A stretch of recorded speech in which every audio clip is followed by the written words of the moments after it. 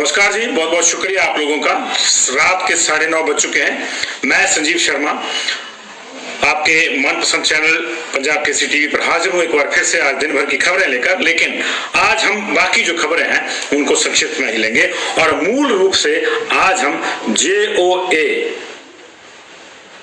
जो junior office assistance IT क्या किस तरह की राज्य में इसके बाद सजगता है, क्या मामला है क्या नहीं है, ये भी बताएंगे आपको कि हमारा जो पुलिस वाले भाइयों का मामला है उसमें नया क्या हुआ है, कौन उनको चेतावनी दे रहा है, क्या उन पे कार्रवाई का डर दिखाया जा रहा है और फिर वो अब क्या करना चाह रहे हैं। तो बहुत से लोग हमारे साथ जुड़े हैं। जस्टिस फॉर JOIT 817 आप लिखते रहिए, कोई बात नहीं, आपकी तमाम चीजें दिन भर हमें बहुत से मैसेज आए। स्थिति ये आई नाम दिया गया साउथ अफ्रीका में मिला था 25 तारीख को, ये इसी पिछले महीने की नवंबर की 25 तारीख को मिला था और अभी देखिए 2 तारीख है, 7 दिन के भीतर ये 27 देशों में फैल गया है। 377 अभी आधिकारिक रूप से जो आंकड़ा सामने आया 377 है। हो सकता है थोड़ी देर में जब ये फाइनल राउंड अप आए, क्योंकि विदेश का राउंड अप थोड़ा लेट आता है, तो ये 400 से ऊपर भी चल जाए, तो वहां तक ये केसेस पहुंच गए। लेकिन जो बड़ी चिंता वाली बात है वो ये है कि भारत में भी इसकी आधिकारिक एंट्री हो गई है। बेंगलुरु में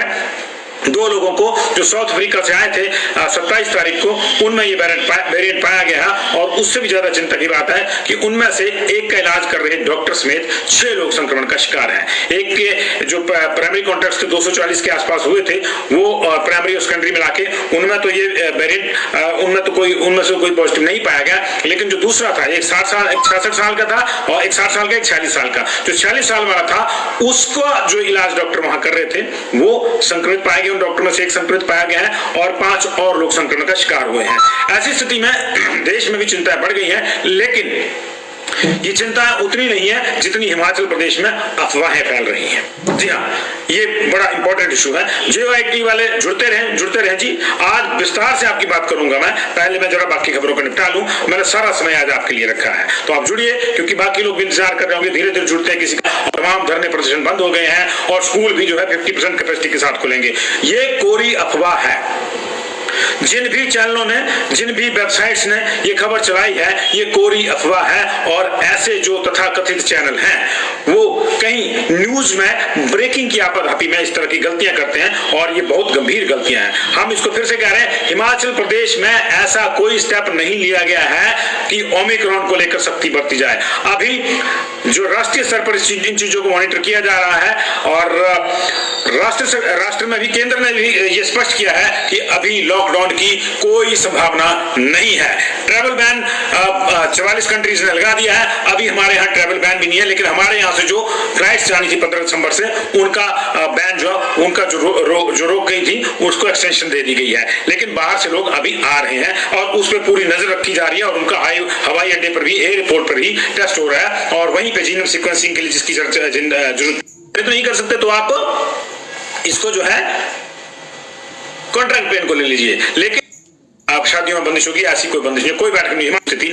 संजय कुंडू को की, लेकिन इस तरह की खबरें आई हैं कि मुख्यमंत्री नाराज हैं और उन्होंने निर्देश दिए हैं पुलिस अधीक्षक संजय कुंडू को कि वे इस पूरे मामले में ध्यान रखें कि आगे से इस तरह की कोई बात ना हो, अनुशासनहीनता ना हो। हालांकि कल वाले समारोह में मुख्यमंत्री ने साफ कहा था कि मैं इसको अनुशासनहीनता नहीं माना जाता। फिर हमारा ही कोई साथी कुरेद रहा था बार बार कि उनके खिलाफ कार्रवाई होगी, ये होगा वो होगा, तो मुख्यमंत्री ने कहा कि मुझे थोड़ा सा अजीब जरूर लगा कि सारे लोग इकट्ठे होकर क्यों आए हैं, इनके 2-3 प्रतिनिधि आ सकते हैं। लेकिन माननीय मुख्यमंत्री जी से हमारा भी आग्रह है कि आप इस बात को समझिए कि पुलिस वालों के जब प्रतिनिधि हैं ही नहीं तो कहां से आएंगे, और यही उनकी समस्या है, इसलिए वो चुपचाप आए। उन्होंने कोई अनुशासनहीनता नहीं की, वो आपके खिलाफ कोई प्रदर्शन नहीं करे थे, वो आपके दर पे सर झुका कर आए थे, वो सजदा करने आए थे आपके दर पे। जनाब, इस चीज को इस तरह से देखिए, हमको चीजों को पॉजिटिव प्रोस्पेक्ट में देखना चाहिए। आप खुद कहते हैं आपसे ज्यादा पॉजिटिव पर्सनैलिटी मैंने अब तक नहीं देखी। मैंने भी 5 मुख्यमंत्री 4 दिन देख लिए यहाँ पे, लेकिन आपकी तरह का पॉजिटिव आदमी मैंने भी नहीं देखा जो हर समय हर किसी की बात सुनने के लिए तैयार रहता है। अदरवाइज तो मुख्यमंत्री के साथ संपर्क करना भी मुश्किल हो जाता है। तो इसलिए माननीय मुख्यमंत्री जी, उस जो को आपको कोई शायद हो सकता है किसी ने फीड कर दिया हो सकता है आपको भी बुरा लगा हो, लेकिन फिर आपके पास नहीं जाएंगे पुलिस वाले हमारे भाई, तो किसके पास जाएंगे? मेरे पास तो जितना गा सकते हैं वही कहते हैं मुद्दा उठाओ, तो मैं वही कहता हूँ उनका मुद्दा आपने हल करना है, इसलिए वो आपके पास आए थे। तो kindly justice for Himachal police, आप उनका ध्यान से पूरा मामला देखें। आपने बार बार कहा ये सोशल मीडिया पे अगर वो बयान उठाए, बिल्कुल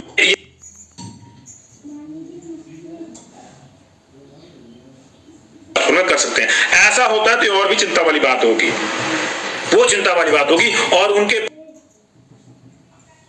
लेकिन उससे पहले एक दिलचस्प बात, आज इनका मसला सुलझा नहीं है और 200 पोस्टें और निकली हैं। सेम आई जो है शादियों ब्याह इत्यादि पे कोई रोक लगी, कोई रोक नहीं लगी है मंत्रिमंडल की। लेकिन उससे पहले एक दिलचस्प बात, आज इनका मसला सुलझा नहीं है और 200 पोस्टें और निकली हैं। सेम 939 या 903 कोड के तहत निकली है, जो भी कोड है। अब मैं देख रहा था इसको, 200 पोस्टें निकली हैं जी। इसमें से ये जो पोस्टें हैं Himachal Pradesh state electricity board limited में है, इलेक्शन डिपार्टमेंट में। इलेक्ट्रिसिटी बोर्ड में 148 है, इलेक्शन डिपार्टमेंट में 7 की पोस्टें निकली हैं। लाहौल स्पीति के डीसी के कार्यालय में 3 की पोस्टें हैं। लेबर एंड एम्प्लॉयमेंट डिपार्टमेंट में 25 हैं और 2 हैं प्रोसिक्यूशन में। Himachal academy of arts culture and language में 3 निकली हैं जी, और 8 निकली है रूरल डेवलपमेंट डिपार्टमेंट में। और Atal medical and research university HP at Ner Chowk में जो है वहां भी 4 पोस्ट निकले। कुल मिलाकर 200 पोस्टें JOIT की आज निकली हैं। लेकिन जनाब ये तो वही बात होगी ना, पहाड़ी में कहते आगे दौड़ पीछे चौड़।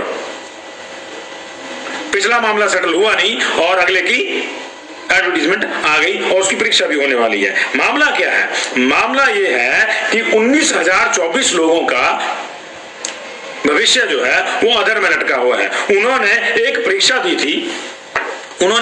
दी थी जिसका कोड था JOAIT 817 1100 के आसपास शायद वैकेंसी थी वो, और इसको लेकर जो है उनकी ये परीक्षाएं हुई थी। और उस परीक्षा में खलल कहां से पड़ गया, ये चलता है शुरू से। दरअसल ये पूरा मामला शुरू से बिगड़ा हुआ है। ये मामला शुरू हुआ जो पोस्ट कोड था JOIT का 447, ये 2015-16 में भरा गया था, इसमें पोस्टें भरी गई थी। और उस समय ये कहा गया था कि किसी के पास कंप्यूटर का डिप्लोमा है तो उसको प्राथमिकता दी जाएगी। अब हुआ ये कि रिकॉग्नाइज्ड डिप्लोमे कईयों के पास थे, कईयों के पास नहीं थे, और कुछ पोस्टें खाली रहेगी। तो जो खाली रहेगी तो उसके लिए रिलैक्सेशन कर दी मंत्रिमंडल ने, तत्कालीन मंत्रिमंडल ने। और फिर ये किया गया कि किसी के पास 3 महीने का, किसी के पास 2 महीने का भी, तो उसको भी भर दिया गया, पोस्टें भर दी गई और ये मामला तब हो गया। ठीक है जी। उसके बाद नई भर्ती है 2018 में 556 कोड के तहत, और उसमें पुराने जो रूल्स थे, भर्ती के नियम थे, वो बदल दिए और शर्त लगा दी कि 1 साल के कंप्यूटर का डिप्लोमा होना चाहिए। जब लोगों ने उसके लिए भरा और जब रिजल्ट आया तो कई लोगों को ये कहा गया कि आप पात्र नहीं है, क्योंकि आपका जो डिप्लोमा है 1 साल का वो सरकारी मान्यता प्राप्त या सरकारी संस्थान का नहीं है। जबकि 447 में कहीं से भी कोई डिप्लोमा करके लाया था, बस एक सर्टिफिकेट कीजिए मैंने कंप्यूटर का डिप्लोमा किया है, बाकी तो टाइपिंग का टेस्ट होता ही है, तो उनको रख लिया गया था। तो वो लोग इस बात से नाराज थे कि हमको उसमें रिलैक्सेशन दी जाए, क्योंकि हमसे पिछलों को जो रखा है आपने 447 वालों को, उनका कोई इस तरह की बाइंडिंग नहीं थी कि आपको जो है गवर्नमेंट इंस्टीट्यूट से ही डिप्लोमा लाना है। लेकिन वहां पे एक दूसरी पार्टी भी खड़ी होगी। दूसरी पार्टी वो खड़ी होगी जो बीटेक वाले थे, BBCA वाले थे, जिनके पास 2 साल की, 3 साल की या 4 साल की डिग्रियां थी। तो उन्होंने कहा कि हमको भी इसमें पात्र मानिए, 1 साल का डिप्लोमा है, हमारे पास तो 4 का है, 3 का है, 2 का है, वो भी आगे उसमें। और इस तरह से मामला वहां बिगड़ गया।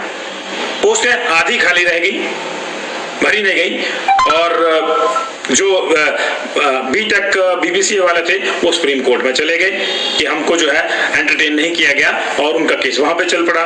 और जो दूसरे बच गई थी पार्टी वो इस मामले में चली गई कि 447 के तहत हमसे जो है 447 की तर्ज पे हमको नहीं रखा जा रहा, और हमसे जो ये कहा जा रहा है कि 1 साल का जो डिप्लोमा चाहिए ये कंप्यूटर के लिए वो सरकारी संस्थान का या सरकारी मान्यता प्राप्त संस्थान का ही होना चाहिए। तो ये मामला वहां पे चल पड़ा। इसी तरह ये चल रहा था मामला कि अब बीच में क्या हुआ कि पर्सनल डिपार्टमेंट ने कहा कि जो 500 पोस्ट हैं उसमें 556 वाले कोड में रह गई थी खाली, उनको खत्म कर दिया जाता है। और फिर उसके बाद जब ये 817 का मामला आया तो उसमें आप यूं कह लीजिए कि पुरानी वाली को मिला दिया, ये कर लिया, तो 1100 पोस्टें जो है ये लगभग जो है 556 वाले में 1100 थी, आधी नहीं भरी जी। तो अभी जो है 817 के तहत जो है वो फिर इन नई पोस्टें जब निकली तो उसके लिए 2020 में लोगों ने परीक्षा दी। परीक्षा का रिजल्ट आया, रिजल्ट के ठीक 15 दिन के बाद टाइपिंग टेस्ट भी शुरू हो गए। आधे टाइपिंग टेस्ट शुरू हुए थे कि जो पिछले 556 वाले जो रिलैक्सेशन को लेकर हाई कोर्ट में गए थे, गवर्नमेंट के डिप्लोमे की रिलैक्सेशन को लेकर, उनकी मांग पर हाई कोर्ट ने, माननीय हाई कोर्ट ने स्टे दे दिया। अब हाई कोर्ट के फैसले पे तो हम कोई टिप्पणी नहीं कर सकते, लेकिन जब स्टे दे दिया तो हुआ क्या कि टाइपिंग टेस्ट जो है वो रुक गया। इसी बीच में जो सुप्रीम कोर्ट में पार्टी गई थी, बीटेक और दूसरी बड़ी डिग्रियों वाले, उनको वहां से राहत नहीं मिली, वो बाहर हो गए। उनको कहा गया कि आपकी जो ओवर एलिजिबिलिटी है आपकी, आप उसके लिए एलिजिबल नहीं है इस पोस्ट के लिए, ये छोटे जो डिप्लोमे वाले हैं उनके लिए है। यही होता है ना, होना भी ये चाहिए। जेबीटी और बीएड का भी मामला यही है। जेबीटी वाले कह रहे हैं ठीक है, हमारे लिए कोर्स कराया था तो जो हमारे लिए काट रहे उसमें हम ही को रखो, काहे को बीएड वालों को रख रहे हैं, वो भी यही कह रहे हैं। तो उसमें भी मामला हो रहा है, उसकी भी चर्चा हम 2-3 दिन से कर रहे हैं, लेकिन आज जेओआईटी की चर्चा कर रहे हैं। तो ये जो है मामला इस तरह से स्टे हो गया। तो जेओआईटी वाले भी बेरोजगार जो थे, उन्होंने भी जैसे तैसे वकील किया और वो भी अपना केस लड़ रहे हैं। और अब तक 40 हियरिंग हो चुकी है, 40 बार मामला लग चुका है, डे टू डे बेसिस पे हुआ बीच में। लेकिन हमें कुछ दोस्तों ने बताया, हम इसकी पुष्टि नहीं करते, लेकिन बताया कि कम से कम 4 या 5 बार इस मामले को सुना गया है। मतलब लगता है, मान लीजिए 25 नंबर पे लगा है तो 24 नंबर वाला मामला सुना जाएगा, फिर सीधे 26 में चलेगा, स्किप हो जाएगा। क्यों हो जाएगा ये समझ से बाहर है। क्यों हो जाएगा? क्या एडवोकेट जनरल और उनकी फौज जो है इस मामले में कोई ज्यादा इंटरेस्ट नहीं लेती? क्या ये मामला इसलिए किसका 40 हियरिंग के बाद भी अगर ये मामला नहीं सुलझ रहा है तो देखिए उसका नुकसान क्या रहा है। नुकसान ये हो रहा है कि 19,024 आदमी आपने टांग के रख दिए, उनको पता नहीं उनका क्या होना है क्या नहीं होना है। जिन लोगों के टाइपिंग टेस्ट हो गए 15 दिन के भीतर, बिलासपुर चंबा वालों का हो गया था शायद, तो जाहिर है कि अब होता क्या है कि जब आपका टेस्ट क्लियर होता है फिर आप टाइपिंग टूपिंग के मामले पे ध्यान देना शुरू करते, तो उनका तो हो गया एकदम से। 1:10 आपने बुलाए थे 1800 पोस्टों के लिए, 19,024 बुलाए थे, 1:10 का फार्मूला था। तो ये कुछ लोगों का आपने, लगभग आधे लोगों का आपने 10-1,000 लोगों का करवा दिया। अब जो बाकी बच गए उनके पास टाइम ही टाइम है, वो प्रैक्टिस कर रहे हैं टाइपिंग की कि जब छूटेंगे तब हम करेंगे। अब जो पहले वाले जिनका टेस्ट हो गया उनको बेचारों को ये चिंता है कि बाद वाले हमसे ज्यादा दक्ष हो जाएंगे और हम रह जाएंगे सब कुछ करके भी। एक चिंता ये भी है, लेकिन सबसे बड़ी चिंता ये है कि ना तो पहले वाले ना अभी वाले तैयारी नहीं कर पा रहे कि हम क्या करें क्या नहीं करें। क्योंकि एक लोचा और है, 556 वाले जो 817 में आए थे उनमें से कुछ लोग रह गए हैं उसमें, जबकि 556 में वो डॉक्यूमेंटेशन तक पहुंच गए थे जब ये मामला बिगड़ा था तब। तो वहां भी बेचारों के इनके साथ भी हो। तो कहने का मसला ये है कि 447 पोस्ट कोड से जब ये पचड़ा शुरू हुआ तो ये होता गया, एक बार बदले नियम 447 के लिए बीच भर्ती में, फिर बदल के 556 के लिए, फिर बदल के 817 में। 817 में कंप्यूटर वाला मामला ही खत्म कर दिया, जबकि आईटी की पोस्ट है।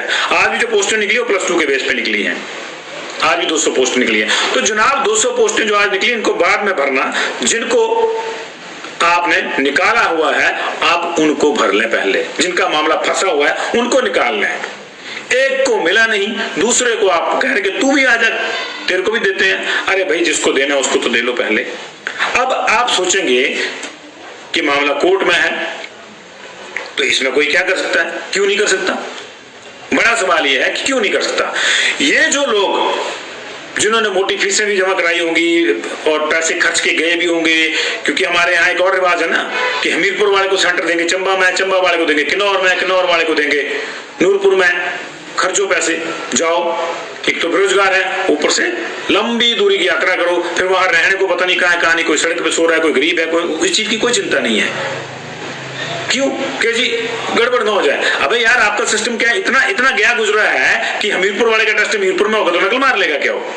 आपने सिस्टम को सुधारिए ना आप। ये थोड़ा बात हुई कि जी आपके घर से 50 किलोमीटर आपको सेंटर दे दिया और जो 50 किलोमीटर वाला उसको आपके घर के पास दे दिया। परीक्षा का सिस्टम स्ट्रेंथन करो। तो वहां के पैसे खर्च हुए, वकीलों पे पैसे खर्च कर रहे हैं, काहे के लिए कर रहे हैं कि 4 पैसे का रोजगार मिलना था। इतने का तो रोजगार नहीं मिल रहा है जितने अब तक खर्च चुके हैं। तो भाई अब होना क्या चाहिए? होना ये चाहिए कि ये बेचारे अपने पैसों से जो वकील कर रहे हैं कि अभी भी वो सारा चीजें जो है ये सरकार को देखनी चाहिए। मामला फंस गया ना, सरकार कह रही कि हम देख रहे हैं इस पे। सरकार ने 1 महीने का टाइम दिया था, खत्म हो गया, नथिंग हैपेंड। आज हमने इस मसले पर एडवोकेट जनरल साहब से भी संपर्क साधा, हमारे पुराने मित्र हैं। हमने उनसे संपर्क साधा और सीधे पूछा कि इनका कुछ हो क्यों नहीं रहा। तो उन्होंने हमसे ये कहा है कि हालांकि जो अगली सुनवाई जो 8 दिसंबर को है, उस सुनवाई में वो खुद तो उपलब्ध नहीं होंगे, लेकिन उन्होंने अपनी पूरी जो टीम है उसको कहा है कि इस मामले को अब प्रायोरिटी के बेस पे निपटाना है। अच्छी बात है, 8 को नहीं 10 को नहीं 12 को निपटा दो, लेकिन निपटा तो दिसंबर में। लेकिन हो क्या रहा है, ये तो सरकार ने भी कहा था, मुख्यमंत्री ने कहा था कि 1 महीने के अंदर अंदर ये सारा मामला हम कोर्ट में इसको करवा लेंगे। चाहे इस तरफ वो कोर्ट ने करना, फैसला माननीय अदालत ने करना है, उस पर क्या टीका टिप्पणी कर सकता है कोई। अगर किसी को पसंद नहीं होगा तो रिव्यू पिटीशन में जाएगा, सुप्रीम कोर्ट में जाएगा, लेकिन पहले कुछ तो फैसला हो, इधर या उधर तो लगे, लोगों को पता तो लगे कि किधर जाना, क्या नहीं करना, क्या नहीं करना है, क्या करना है क्या नहीं करना है। लेकिन ये पता तब लगेगा जब उस पर कोई एक फैसला आएगा। फैसला तब आएगा जब हमारी माननीय एडवोकेट जनरल साहब, जो मेरे मित्र हैं, मैं उनसे क्षमा चाहता हूं, वो और उनकी फौज जो पीछे है पूरी, जो सीनियर डिप्टी एडवोकेट जनरल है, फिर सीनियर डिप्टी एडवोकेट जनरल है, फिर नीचे एडिशनल एडवोकेट जनरल है, पता नहीं कितनी फौज है जी, बड़ी लंबी फौज है हर डिपार्टमेंट के केस लड़ने के लिए। खड़े तो ऐसे होते हैं अदालत पूरी उनसे भर जाती है जी, माफी चाहूंगा मैं उन सबसे। लेकिन मामला वही बात आ गई नहीं कि सुनवाई नहीं होनी, कागजों में हो गई, लेकिन वहां केस ही नहीं सुना कि इस मामले को आगे अगली बारी में तरीकें पड़ी, तारीख पे तारीख 40 हियरिंग सर, छोटे से स्पैन में 40 हियरिंग हो चुकी है इस केस की। ये कुछ जमीन जायदाद का केस है कि मुद्दतों चलेगा और वो बैठे रहेंगे नौकरी के लिए।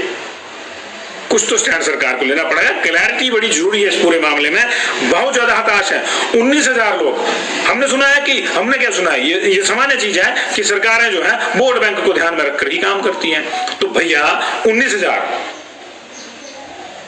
लोग जो हैं रोजगार के लिए हैं। सबको लगता है ना कि मैंने टेस्ट क्लियर किया है तो मुझे सिलेक्ट होना है। पोस्ट 1800 होंगी, सिलेक्ट भी 1800 ही होंगे, लेकिन जो 18,000 आपने बुलाया ना, सबको लगता है कि मैं सिलेक्ट हो सकता हूं। अनिश्चितता में उनको मत रखिए, अन्यथा अनिश्चितता आपकी भी बढ़ जाएगी, सियासी अनिश्चितता भी बढ़ जाएगी। क्योंकि उनके साथ भी 19 चौका मिनिमम रख लो आप, 76,000 उनके साथ भी है। 76,000 बहुत होते हैं। ये जो 4 सीटों का फैसला हुआ, ये देख लो आप कितने से हुआ। 6,000 एक जगह थे, 7,000 एक जगह थे, 3,000 एक जगह थे, 3,000 एक थे। ये तो 20-25,000 में निपट गई 4 सीटें। तो 76,000 बहुत होता है जी, 76,000 बहुत होता है। और ये अकेले नहीं है, बाकी भी है, जेबीटी वाले भी हैं, पुलिस वाले भी हैं। तो ये देखिए, अगर वोट बैंक के लिहाज से भी देखते हैं तो जनाब उस चश्मे से भी देख लीजिए, लेकिन इनका कोई ना कोई हल निकालिए। इनको आप जो है न्याय दीजिए। जो पात्र हैं वो 1800 लोगों को रखिए, जो पात्र नहीं निकलते आपके सामने, जो मेरिट में नहीं आते पहले 1800 में, वो फिर अगली तैयारी करेंगे। लेकिन टांग के मत रखिए, हैंगर बना के रख दिया, इधर को झूलो उधर को झूलो, आज फैसला आएगा कल आएगा, ये होगा। आदमी जो है मेंटली डिस्टर्ब हो जाता है इससे, वो अगली परीक्षा की तैयारी भी नहीं कर पाएंगे।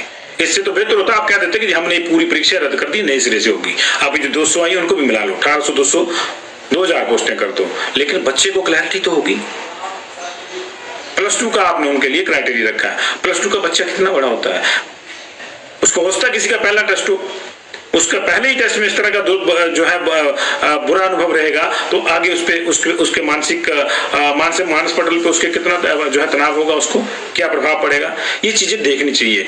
कुर्सी में बैठ के ये भाषण दे देना, वो भाषण देना, जैसे मैं दे रहा हूँ, ये भी बड़ा आसान है, मेरा भाषण भी देना बड़ा आसान है, लेकिन इस चीज को वही जानता है जो इस चीज को भुगत रहा है। इसलिए हम चाहते हैं कि 19,024 लोगों का मामला नहीं है ये 76,000 लोगों का मामला और है। 76,000 और जुड़े इनके साथ। अगर 4 की फैमिली है तो टोटल 76,000 का है। अगर 4 में ए भी प्लस है तो ये लगभग 1 लाख को मामला पहुंचता है।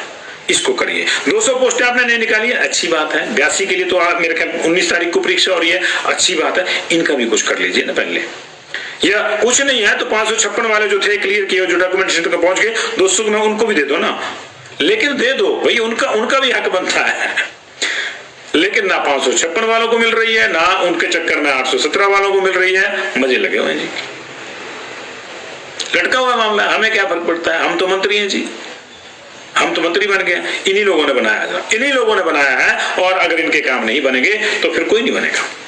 तो फिर कोई नहीं बनेगा, ये सब जानते हैं, ये कहना अच्छा नहीं लगता। तो बहुत बहुत शुक्रिया जी आप लोगों का, आप जुड़े और बहुत से मैसेज आपने किए, आप करते रहिए, कोई प्रॉब्लम नहीं है, बहुत से मैसेज आपने किए, करते रहिए। I love you message, I love you. और आपके लिए हम लोग हैं, पुलिस वालों के लिए हम लोग आवाज लगातार उठा रहे हैं, आज फिर उठाते हैं कि ये अच्छी बात नहीं है। अगर इस तरह के कोई आदेश हुए हैं, इस तरह के निर्देश हुए हैं कि उनके ऊपर सख्ती की जाए, वो मैस का बहिष्कार क्यों करे? अब जबरदस्ती मैस में रोटी खिलाओगे क्या? प्रश्न ये है ना, जबरदस्ती खिलाओगे क्या?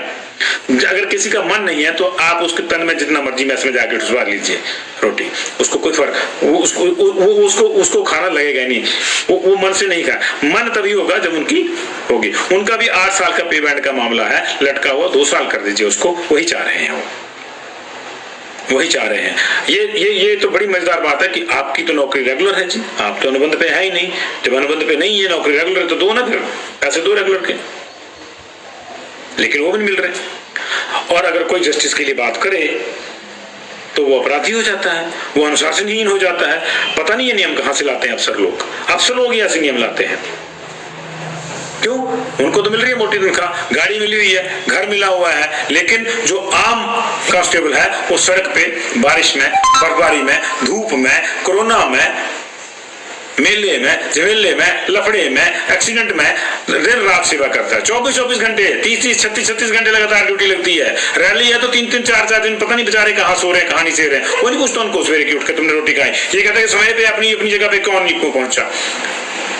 तो भैया समय पे तो तभी पहुंचता है ना कोई, जब समय साथ और समय अनुसार चीजें मिले। तो समय उनका भी बहुत बीत चुका है, उनके सब्र का पैमाना भी चल रहा है। ऐसी कोई नौबत ना ही आए कि कोई बड़ी चीज वो करें तो अच्छी बात है, और ऐसी नौबत ना भी आए, इनकी भी नहीं आए कि JOIT 817 वाले जो है उनको भी कुछ करना पड़े। अगर ऐसी नौबतें आती रही, हर किसी को धरना प्रदर्शन करना है, तब भी chaos क्रिएट हो जाता है। वो भी अच्छी बात नहीं है, अच्छे संकेत नहीं होते। तो JOIT वालों के लिए आज हमने बैठक पूरा जो समर्पित था हमारा बुलेटिन मूल रूप से, लेकिन बाकी खबरों को लेना जरूरी था। एक बार फिर से चलते चलते आपका बहुत बहुत शुक्रिया। कोई कमी रह गई हो, कोई मुद्दा रह गया हो, तो मेरा नंबर आप सबके पास पहुंच गया, क्योंकि 2-2.5 हजार मैसेज तो मैंने दिन में लिए, अटेंड किए। तो आप भेजें, विस्तार से लिख के पॉइंटर भेजें, उनको भी उठाएंगे, डेली उठाएंगे। आप बोलिए, डेली अगर हमारे 2-3 बुलेटिन होंगे तो 3 बार उठाएंगे, 4 होंगे तो 4 बार उठाएंगे। हम लोग आपके लिए हैं जी। तो justice for JOIT 817, justice for JBT, justice for SMC and all other teachers, justice for all employees, और बेरोजगारों के लिए भी जस्टिस फॉर अनएम्प्लॉयड। बहुत सी योजनाएं सरकार ने